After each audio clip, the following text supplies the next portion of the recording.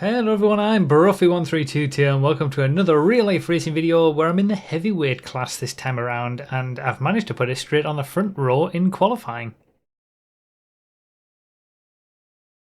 This video is brought to you by broughy.com/support. Head to that link for all sorts of information on how you can support my channel, from links for direct support to referral codes, and even an article on things you can do to help your favourite creators. So we're going to quickly go through the first race because not an awful lot happened, to be honest, and the second race was so wild I don't want to waste any time in getting to it and showing it in full. So as you can see, I managed to get away in second place off the grid, and I saw pretty quickly that first place, who is also the heavyweight championship leader, was driving away from me a little bit on each straight. So I kind of knew that I wasn't going to be mounting a challenge for the win very early on, and it was more going to be about trying to keep second. Now, this is the first time in my life that I've ever been over 80 kilograms, which is the minimum weight required for the heavyweight class. I've always been sort of 75 to 79 kilos, so usually one of the heaviest in the lightweight class, but after a, let's say, enjoyable summer of food, I had hit that 80 kilogram mark, and I figured that since I wasn't in any kind of championship fight in the lightweight class anyway due to me missing too many rounds, I might as well jump into the heavyweight race. And what a difference immediately it made, as qualifying on the front row for the first time since probably 2015. I think I had a pole position back in 2015, but yeah, since I've come back to the championship, my qualifying's been pretty bad. But as the race went on, I did start to realise that the two karts behind me had some decent straight line speed, and I wasn't able to pull away in that second place. I did fend off a few attacks, but coming onto the final lap I got a little bit wide, and the third place guy was right on me inside enough to have an overlap, and I got to see the pace difference on the straight that I'd been trying to defend against throughout the whole race. Fourth place also managed to get past, so it was a little bit of an unfortunate finish to the first race, but also fun to be up at the front for a change. But here we are for the second race, the final, where all the trophies are handed out and the karts are swapped from back to front. I started in fourth place, obviously because I finished the first race in fourth, and I just couldn't get to the inside of the track. I was stuck on the outside, and in lightweight races this would usually be a bad place to be in. In heavyweight races it was a death sentence as I just got continually hit and punted wide and ended up basically at the back of the pack after the first few corners. Quite the introduction to the heavyweight class, I must say, so thanks everybody for that. I was about to learn a lot in this race, and it almost felt at times that I was racing in a completely different discipline. In the heavyweight class, drivers are using their weight a lot more, and you do notice it, and I was really noticing it during this. I think it's safe to say that it was a lot more rough and ready, and I was punted around a little bit in this one, let's put it that way. So I've already made a few positions on the first lap, getting up the inside, getting a double overtake into the hairpin, and I felt like I had good pace. I had a decent kart under me, and theoretically I've gone from being one of the heaviest in the lightweight category to being one of the lightest in the heavyweight category, so I should, there's no excuses, there's no way to hide in a way. I can't look at my weight as a reason why I would be struggling for pace or anything like that, because I'm one of the lightest. So I was hopeful that I could at least keep going forward, and thankfully the winner from the first race, he was holding everybody up in the first part of this race. He was in a slower kart, and you can see the big train of karts already. So during this race I was consistently able to catch up to the lead pack. Now what you'll see is that I might make up a few places and then lose some time in the process of making those places, or I'll get just ran out of room entirely. I was basically yo-yoing around the mid-pack for most of the race, but I was always able to catch up to that lead pack, which, one thing, it showed that the leader was doing a good job at keeping everyone behind, but also it was showing me that I had some decent pace overall, And by the end of the race, yeah, I really did. It was probably a little bit of a missed opportunity, this one, to get a win, really. But as you can see there, that is an example of something that can happen, or I was noticing happening in the heavyweight race. In the lightweight category, that would have been an overtake for me all day. You know, I would have easily made that around the outside. I basically had almost a full kart width in front, but because the other kart had a small part of his front bumper up the inside of me, the weight difference meant that he was able to just launch up the inside and I was way wide. And we're going to see that all the way through this, where I'm just getting pushed out wide all over the place. And certainly for the first corner, I should have realised what was happening there a lot sooner, because I tried to go around the outside around that first corner a number of times and it never ever worked, and it was silly to keep trying, basically. But you know, that massive overlap that I had into that first corner in the lightweight category, that would have been totally fine, but here it's just not the same. When I've been racing in the lightweights, I'm one of the heaviest drivers, so it's a lot more difficult for some of the lighter drivers to knock me off, especially if in those situations where I'm around the outside of the first corner. It's a lot more difficult for someone who's lighter to push me further out. But in these races, in the heavyweight class, it's completely the opposite, and I'm the light guy and it's much easier for the heavier guys to knock me offline. It was just a different experience, and you know, there was some positives to that as well. I was able to do some cutbacks, for example, which I wouldn't be able to do against the lighter drivers. But it was also, you know, as you've seen already, I'm just getting knocked about all over the place, basically. And I did ask some of the guys afterwards, is this how the heavyweight races normally are? And they were like, yep, that's how it is. This is the heavyweight races. It's very, in the mid-pack, it's very rough. So yeah, it was something I had to get used to and quickly get used to. And I didn't have the first race to get used to that. You know, the first race was fairly normal for almost all of the laps. I was just out on my own, and then I got overtaken right at the end just on the straight. There were a few near miss moments where there was a little inclination of what was happening there, but yeah, I didn't have this level of experience of what I experienced in this race to fight against that in a way.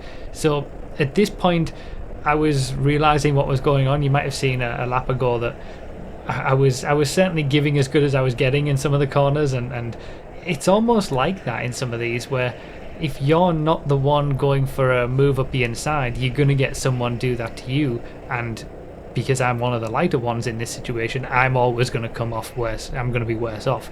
So despite all of that, we're coming up to, you know, we're not even halfway through the race, and this is the pack for the lead. You know, I've managed to catch up pretty well, and like I said, the leader is doing a good job of holding everybody behind. So despite all of the issues that I've had in this race and being knocked about all over the place, I'm still in this lead battle. We're still here, you know. So it's just such a wild race, this one. Now, basically, I'm just trying to figure out where I can make these overtakes. There was a yellow light there, so couldn't make one after I got the initial overtake around the first corner. But it's difficult when you're in a big pack like this to find your way through, because everybody's trying to find their way through. Everybody's defending, you know, and there, for example, that something like that in the lightweight race wouldn't have had as much of an effect as what it did there, because a lighter driver coming across like that to take his line and hitting into me, obviously it was just a misjudgment. It's what happens. But a lighter driver doing that wouldn't have affected me anywhere near as much as what it did.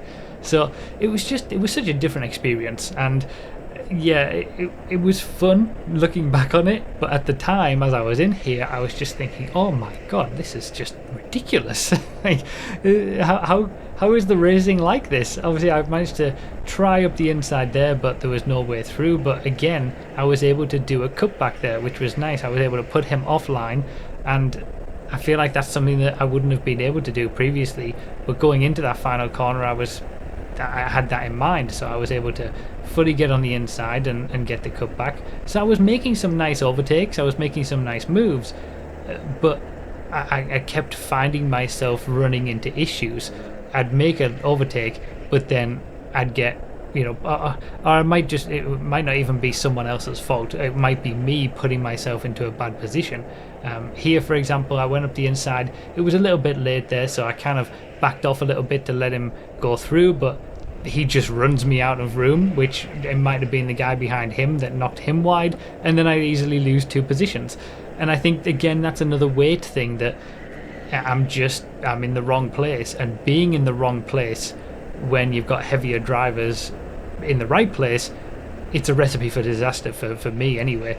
So you can't sort of, there's nowhere to hide really. You can't just be in the wrong place and make it work as much as you can when you're racing against lighter drivers, because they'll just, heavier drivers will just run you out of the road. And that's what we're going to see here in the first corner again, because I don't learn my lesson, try to go around the outside, and I just get put wide, and then, there's other opportunities for other people to come up the inside of me as well. Wrong place, and I'm just hung out to dry. So, yeah, I certainly... I had a lot to learn in this one, and I did a lot of learning. I don't know if I'm going to be in the heavyweight race again. It'll depend on, my weight is, it fluctuates obviously, but I'm either high 70s or, as it is, low 80s for this point. I could be back to sort of 79 kilos again by the time we get to the next round, and I'm just going to be back into the lightweight category again. So I don't know if I'm going to be back in heavies for the next round that I do, but if I am, I've certainly learned a lot from this race to hopefully do a little bit better.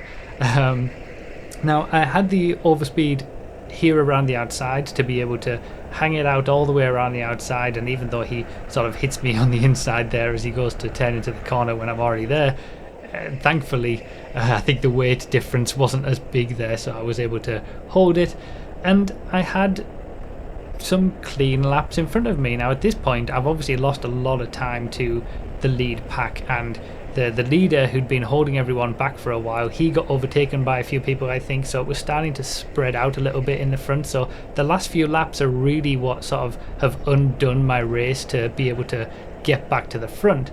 But at least I had some clean laps to kind of put in some decent lap times, and these 2 lap times that I set on these 2 clean laps are actually within 5,000ths of a second of each other, so a decent bit of consistency, but also the fastest laps of the entire race. Both of them would have been the best lap.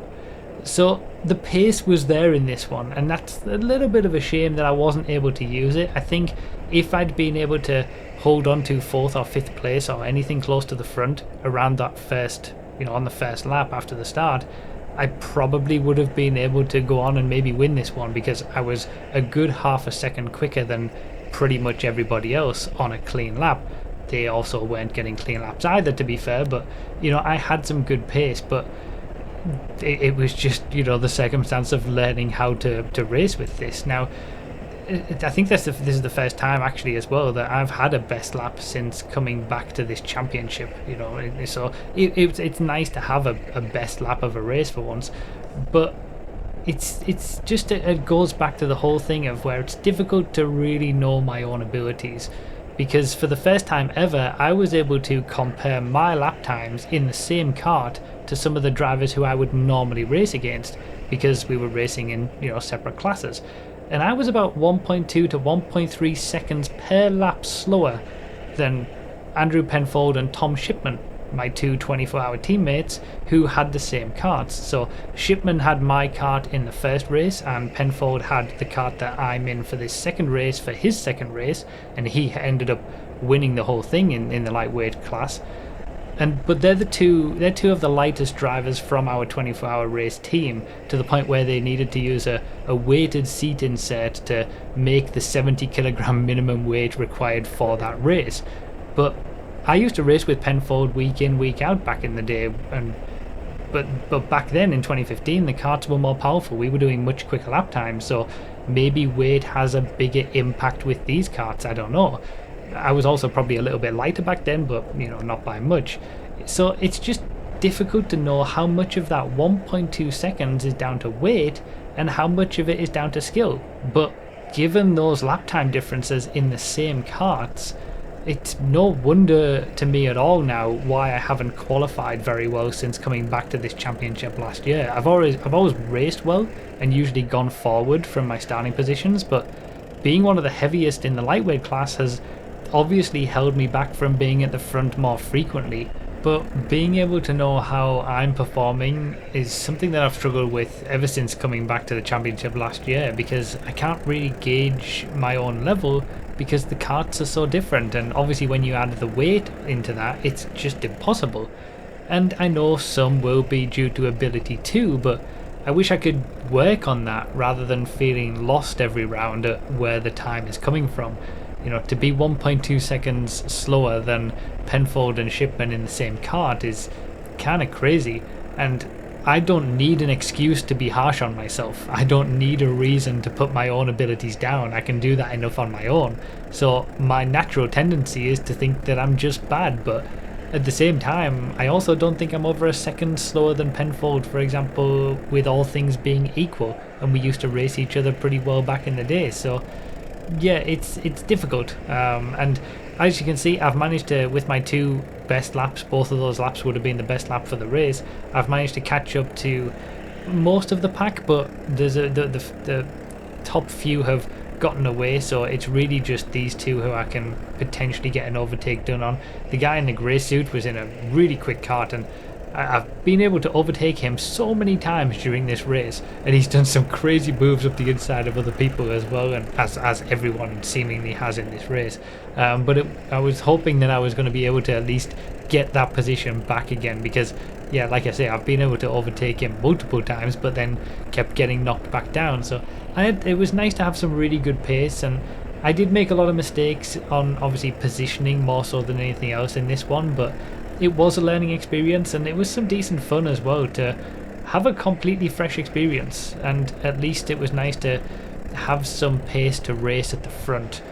Even if I didn't quite make it there in this one, I certainly had the pace to be there, and obviously qualifying in second is something I haven't done since coming back to the championship, so it's also nice to get a best lap, but you know, you got to keep in mind that I still had a 20 kilograms advantage over some of the people in this race, if not more, which is about the same disadvantage that I have over Penfold, I think, in the lightweight category. So if I'm a second slower to Penfold in the lightweight category just due to my weight, someone else in this race is going to be a second slower than me due to their weight in the heavyweight class. So while I'd rather be the lightest in a heavyweight class than the heaviest in a lightweight class, there's always going to be someone at a disadvantage, which is a bit of a shame. You know, maybe there needs to be a middleweight class for 70 to 85 kilos or 90 kilos or something. But either way, it was a bit of fun, and it was fun to be racing in what I felt was just a completely different experience. Shame, really, because I feel like I probably lost the chance at winning this one all on that first corner, because I had some great pace in this one. But yeah, we'll see what happens next time, which will also be the final round of the championship as well in 2 months' time. So let me know your thoughts down below, and yeah, I'll see you next time.